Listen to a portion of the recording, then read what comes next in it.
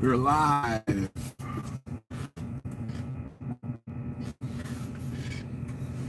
don't know if this is going to work or not. My signal's kind of crappy. What is up, everybody? No notifications, of course. There it is. There's notifications. See if anybody comes in here.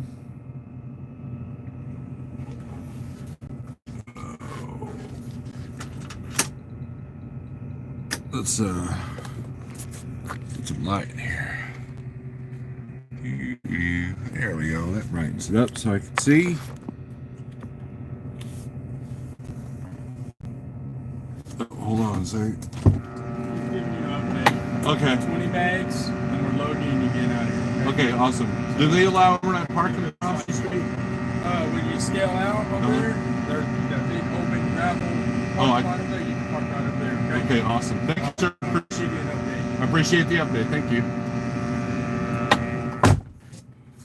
All right. This is one of them loads that it was cheap at first,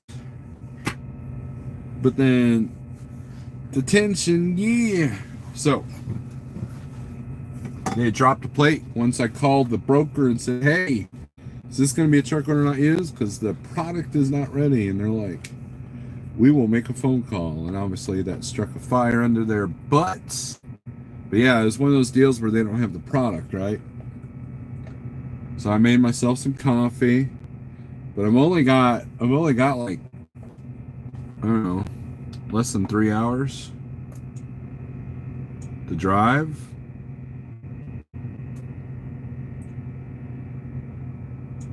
So, let's see here. And it's a 3-hour trip. So I might have to do an A2 split just to make this work. If I decide to take out of here. But if not, I might just, do what I can. Who knows? Who knows? Oh, let's see. Jeff, making the big money sleeping. Yeah. Yeah, Jeff, think we've got everything resolved, but, we'll see. We'll see.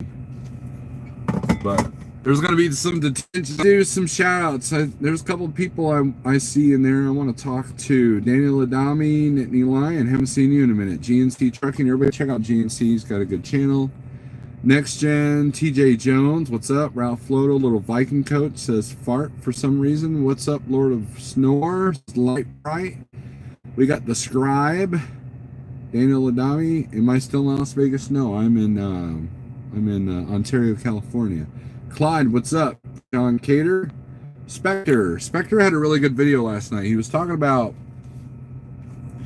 the insurance. And, he's been kind of doing videos about the beginning of his authority and some of the hardships that he's faced with a Peterbilt, of course, and, bringing on W2 drivers and the whole 9 yards. It's been very informative, and I appreciate Spectre for you doing that. Music Trucker Bandit, what's up? Yeah, it was a good live feed, right, Daniel? Yeah, Daniel, I need to talk to you too about something. You're making money while you sleep. I hope so, Ervaquero. If I decide to go to bed right now, I will. Making the big money sleeping. Let's see. Mike Miller, what's up? Gear Grabber, how's it? Southbound J, hola. And I can hear that in your voice. Hola. Hola. PC it.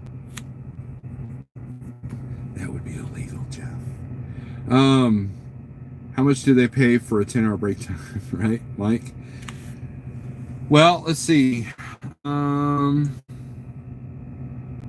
My regret is this place is so big that I had to break the sleeper berth just to get over to the dock. What time did I go to bed, Jeff? Let's see. I went to sleeper berth at well, that's not right.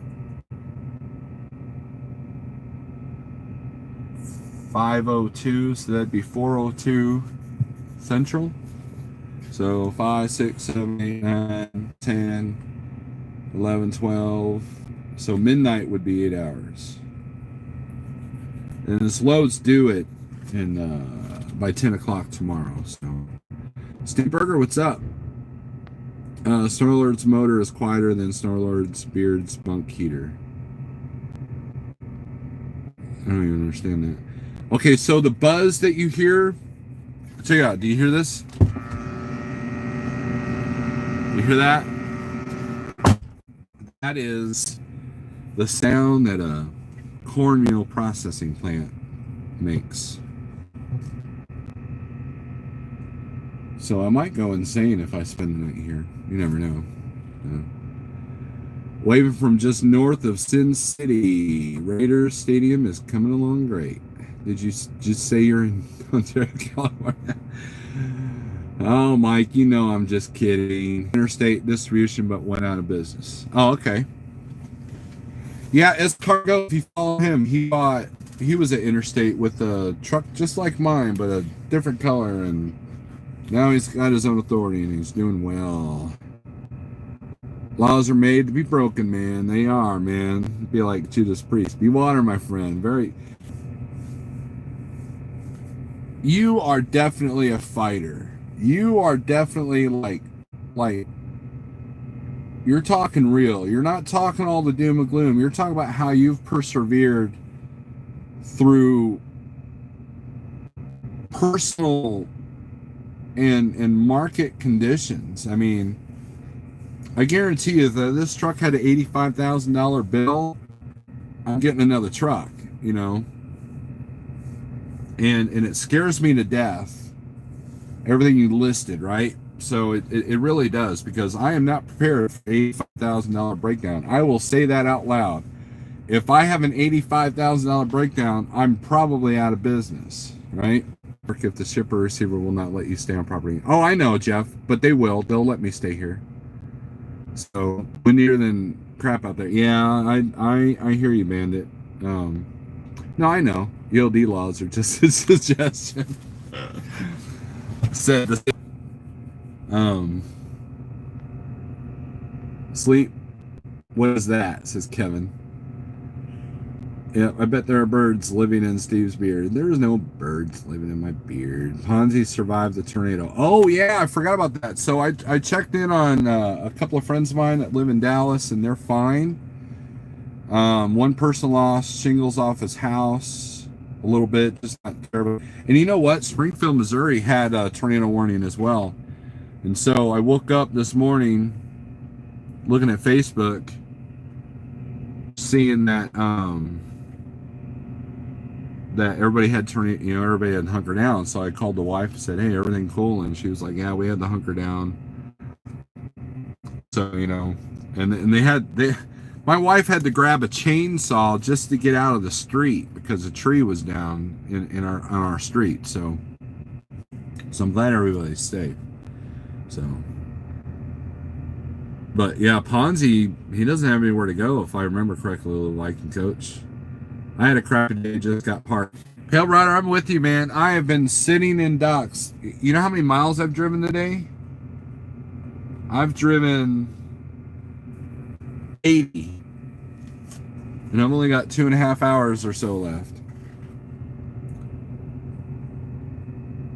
Tornado sirens kept us up all night. Oh, yeah, you were probably home, right?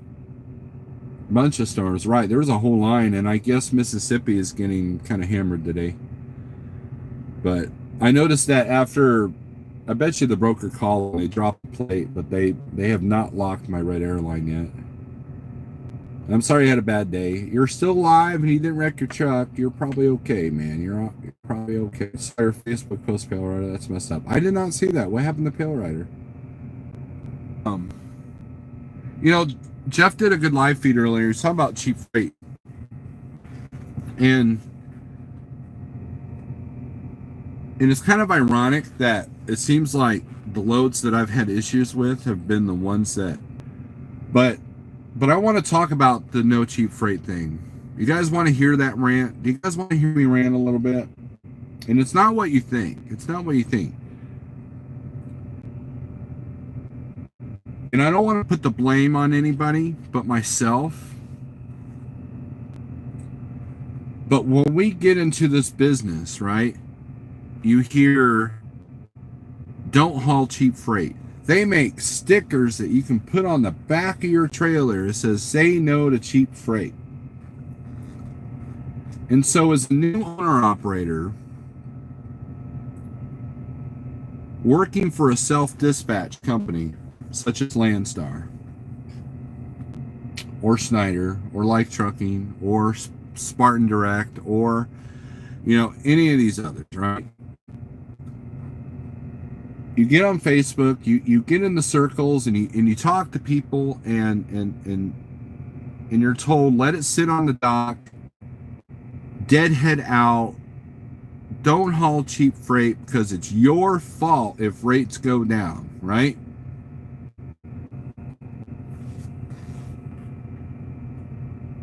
Yeah, that's what I'm saying, Jeff. And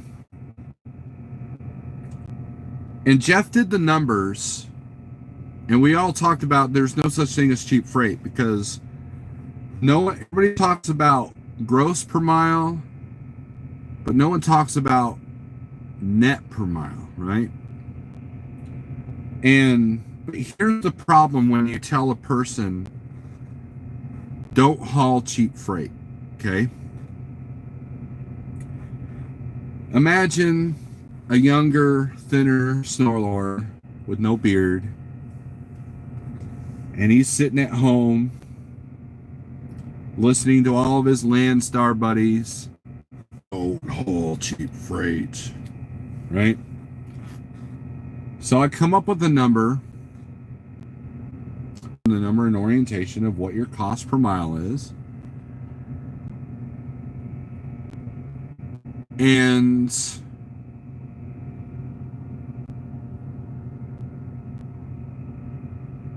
you have literally the entire trucking industry telling wide-eyed, bushy-tailed, young, new owner-operator snorlord, you have people telling him that he needs to never haul cheap freight. So what does young, little, thin snorlord do? Well, I guess I don't want to move my truck for less than X amount of dollars per mile. And so Snorlord books a load that's got a good rate per mile, but didn't pay attention to the rate per day, right? Because Snorlord's a brand new owner operator, didn't have the quality YouTube that he does now, right? He's just a young whippersnapper thinking about doing a YouTube channel himself because there's no one else putting out Landstar videos at that time. And he's still learning the business. Not only is he learning the challenges of self-dispatch, but he's learning the challenges of calling brokers and calling on loads and trying the load plan and the whole 9 yards and all that stuff, right? But he keeps being told by other drivers, don't haul cheap freight, right? Now, what somebody failed to tell Mr. Snorlord is what cheap freight was. So Snorlord assumed that it was below your cost, not realizing the law of averages, not realizing that there's a daily rate you got to take into consideration, not real. And so when I went over to Schneider, that taught me to pay attention to the revenue versus the rate. And I always said that the amount of money per mile that I made at Landstar and Schneider were almost identical, right? Well, Mr. Snorlord, he doesn't, he's kind of a dumbass, so he thought it was because of the drop in hooks and being able to be more efficient, which that was a big part of it. However, what Mr. Snorlord, new owner operator, he had failed to realize was that you became more efficient because you ran more. You're able to make more use of your time, and it's because you weren't focused on rate per mile. Right? Fast forward to Like Trucking, Mr. Snorlord C. Valentin falls under the same trap. And when the rates kept going lower and lower and lower in 2019, and it wasn't until Steve said, you know what? We got to look at this completely different. Now, why do I bring all this up? Because here's the deal. and Jeff mentioned this too, letting it sit on the dock. There aren't a whole lot of companies that allow self-dispatch. There are not a whole lot of companies where you control where you pick up a load. If you're a carrier that has 20 company trucks and you need to keep them moving and you rely on the spot market, you're going to pick up that 80-cent mile load out of Florida, right? You're going to keep that truck moving because that driver has to be paid. And you don't want to pay him layover. You don't want to pay him detention. You want to pay him for running that truck, right? So stuff is not going to sit on the dock. So when you tell a new owner operator, a new owner that self-dispatches, that leave that on the dock, well, guess what? The guy that has no choice, the guy that has no say in what he does, has to pick up that load. And guess what? That load still gets moved. Okay? And cheap freight, let it sit on the dock. All you've done is take an inexperienced owner-operator that doesn't know how to run a business or is still learning and make him feel bad for keeping his truck rolling. That's all you've done. Instead, teach the driver, teach the young whippersnapper snorlord, teach that guy how the law of averages works, how you put 2 or 3 loads together and make that work. Perfect example. The load that I pulled from Ohio to Ardmore, Oklahoma, paid X amount of dollars, right? The daily rate's not bad. The rate per mile, I've had better, but still decent, right? Still above the national average. And so this morning I'm looking. Uber has a load going from Oklahoma to Arkansas. Short 150 miles. Paying a little bit below my daily rate, right? But Mr. Snorler, whippersnapper, is growing a beard and he's gotten a little bit older and wiser and said, hey, you know what? Let's add the load from Ohio to Oklahoma and then the Oklahoma to Arkansas. Let's put that all together and divide it by 4 days. Because I picked up the first load Saturday, Sunday, Monday, and it delivers this load here, and then I'm under delivers Tuesday. That's 4 days. That brings my daily rate up than it normally is on the average. So this measly lower than my rate per day load was offset by the other load. And then for 4 days, I'm good. Even though it's a cheap load, right? Bonus, detention is going to kick in. And because it's an Uber load, guess what? Detention is guaranteed. Truck order not used, guess what? You're getting the mileage. Jeff, what's the mileage rate on a truck order not used? So, Thomas Wilson says he's unemployed, work about 8 hours a day, and he won't run out of hours. That's exactly what I did, Gear Grabber. I'm getting 8s and 9s for the rest of the week. So, Spectre, yep.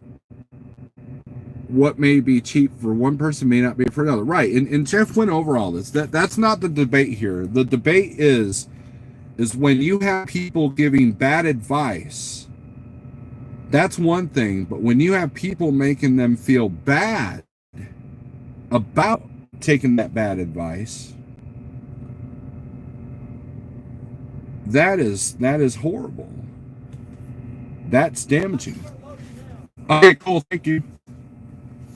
Never fails, man. Do a live feed and you're going to get loaded. According to the Uber thing, it's supposed to only be 38,000. So you know, Skelly on the way in. So, Pigtail, what's up?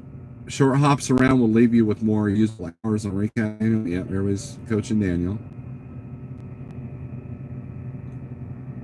Leave the rest of us some freight, Daniel. Right.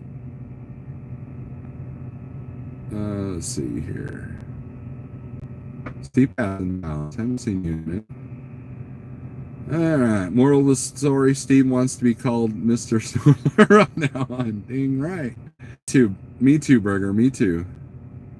Boom. Keep those averages up and costs down. Right. That's the other thing. So I'm sitting here going, okay, I don't want to haul cheap freight. All right, so I'm going to get on the Landstar load board and make phone call after phone call after phone call after phone call. Here's a load going to Utah. Well, I don't want to go to Utah. Okay, here's a phone call, phone call. Oh, here's a good load. Man, it's really cheap though, but man, one day turns into two, 2 days turns into three, and so forth. Because I didn't want to let the trucking community down by ruining everybody else's business trying to run mine. Meanwhile, the guy that has no choice, that guy at Landstar that's working for an agent that actually owns the truck, he's telling him, you gotta move, dude. Here's your load. And here's the other thing. Here's another reason why freight doesn't sit on the dock. Let's say Mr. Snorlord Steve is awesome and he gets a dedicated account. He gets something out of Springfield, Missouri that goes to Columbus, Ohio 3 times a week, right? Monday, Wednesday, Friday. But if he can't find a load back Springfield, he's got a deadhead neck, right? Right? So, well, any rate is better than no rate, right? So, let's say Steve hired company drivers and he's got 10 guys doing this. Well, he's going to put whatever load on that truck he can get. And so if you're in an area where that freight has to move regardless, guess what? It's going to be lower than what you're normally doing it for. So the only control that you have, we don't control the rates. We control our own rates. If you don't want to move for less than $3 a mile and you go down to Florida, good luck. You've got a load that goes from, say, St. Louis to Indianapolis, okay? And it paid $3 a mile. And you sit there in Indianapolis and I'm not moving this truck for less than $3 a mile. Screw that, right? Don't haul cheap freight, right? But then you sit for 2 days. Then you decide, you know what? I got another one of those St. Louis to Indianapolis loads that pay $3 a mile. I'll just go back and get it, right? So you deadhead all the way back to St. Louis, and then you go all the way back to Indy. Are you working for $3 a mile anymore? No, you're making $1.50 a mile. But wait a minute. You're not moving for less than $3 a mile, but you essentially just did. Volume is at 50%. Okay, thank you. Exit. So, these are the things that I've had to learn the hard way. These are the things I've had to learn because the only thing that I was hearing at the counter or in the little Landstar circles was don't haul cheap freight, right? Well, what defines cheap freight? What is that definition? Here's the answer.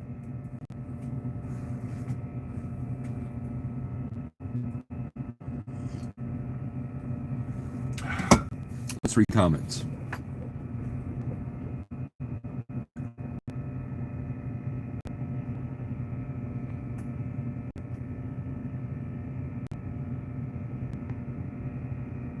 Gear garbage in the chat, like, right? 200 plus $2 a mile up to 120 miles of deadhead max 440. Okay. Thank you, Jeff. As long as you activate the load in the app, yeah. I remembered to do that this time. There's some times where I didn't.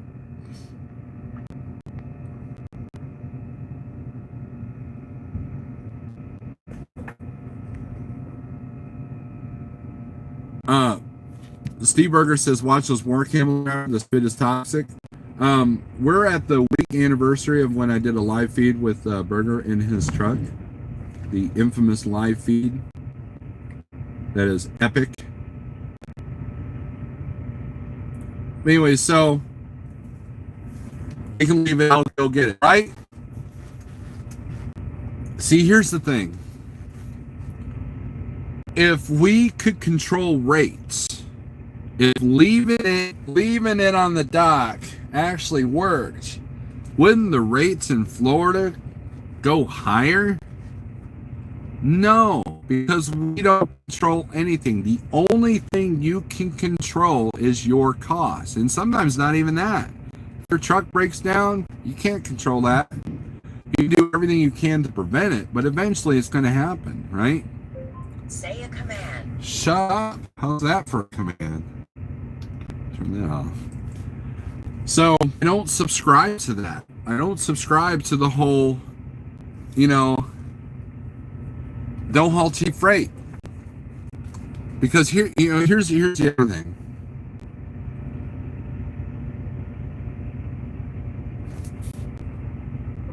Prissy Pants, what's up? Triple P. Just went to bed. We are in Oregon going south. Just finished my dirty 30. Got to drive, but I will be listening. Awesome. Charles Brandt, what's up? I don't think I said hey to you. Well, they're getting it. On this load here. So there was a time I took a load to El Paso, right? And I was having trouble finding the load out of there. Now, anybody who's been to the Petro in El Paso, 80% of the trucks in the parking lot were Landstar, right?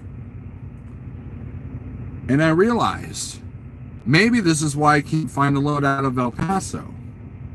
Maybe that's why when I do find the load out of El Paso, the rate is really low. It was capacity. And then I ran into a driver that had an old 97 FLD with his own trailer.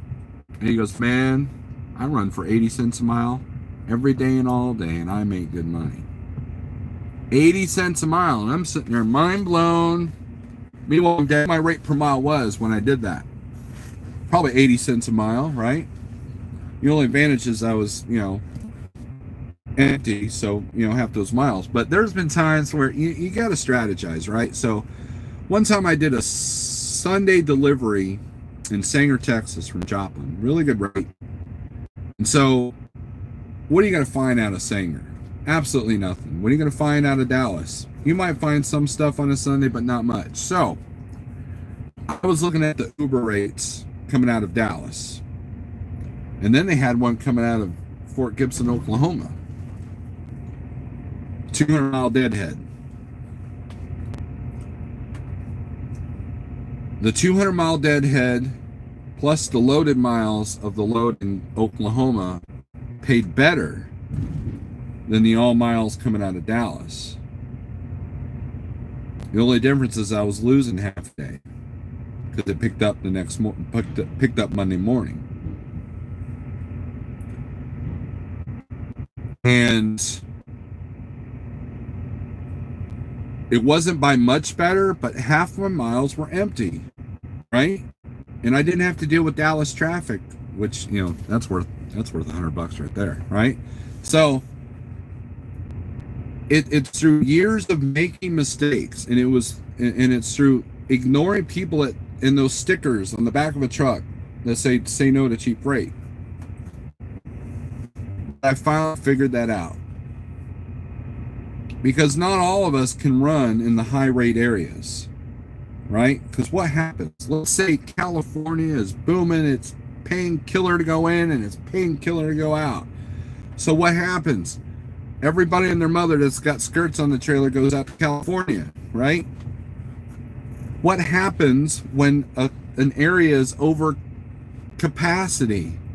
Rates go down. If rates are really good coming out of California, guess what? You're going to struggle to get a good rate going into California because the brokers know that you're going to get it coming out. That's how the law of capacity works. So if you don't want to haul cheap freight, understand capacity. Understand where to position your truck, and understand the fact that Don't belittle a guy if he's got no control of what he picks up. I can't believe you're picking up that load of rolls of paper that's paying 90 cents a mile out of such and such Alabama. I can't believe you're doing that. Well, sir, my dispatcher put me on this load, so go screw yourself. Yeah, I can't control that, you know. So, stop telling people, making them feel bad, and giving them bad advice if you sit there and say no to cheap freight. I was thinking about that today because that's a popular phrase. Because rates keep going down because of capacity, because the brokers and shippers figure out how to lower the rates. And it's not the blame of the carriers. A lot of people blame the mega carriers, right? Now, hold on. I think I'm signing paperwork.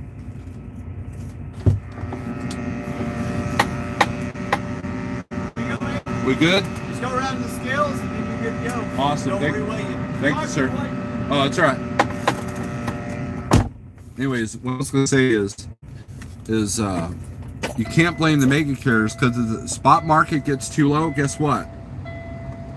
The shippers go, you know what? We can move it cheaper with a spot market broker versus you, Mr. Schneider, right? So, anyways, I guess I gotta go to work. So, I guess I'm not gonna get paid to sleep. I figured I was gonna go to bed here at the dock. So, anyways, thanks for watching, and you know, don't let other people dictate your business.